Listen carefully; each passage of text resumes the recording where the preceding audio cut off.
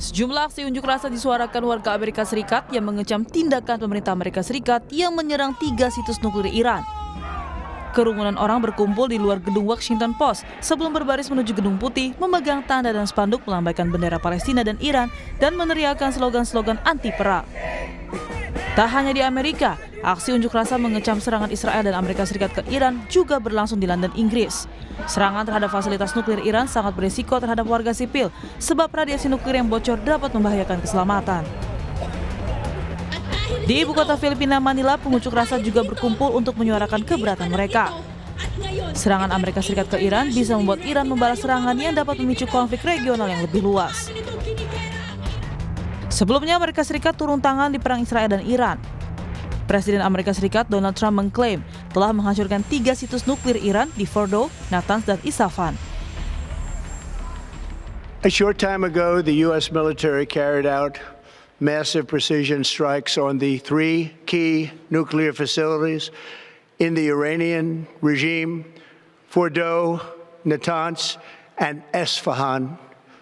Everybody heard those names for years as they built this horribly destructive enterprise.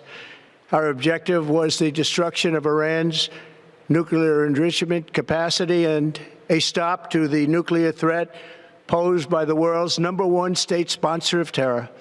Tonight, I can report to the world that the strikes were a spectacular military success. Iran's key nuclear enrichment facilities have been completely and totally obliterated.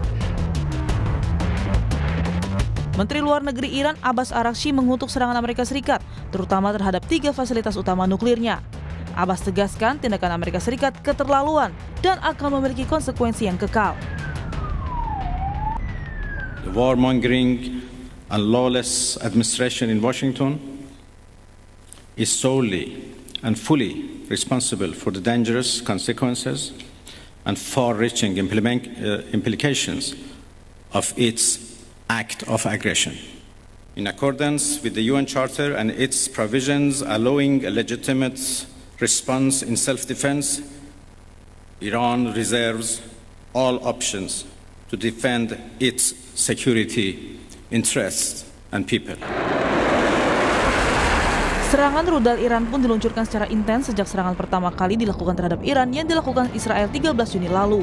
Ketegangan kemudian semakin meningkat terlebih setelah serangan dilakukan Amerika Serikat yang menargetkan 3 lokasi fasilitas nuklir Iran. Sementara Sekretaris Jenderal PBB Antonio Guterres mengkritisi serangan itu dan menyebutnya sebagai ancaman terhadap perdamaian dan keamanan internasional.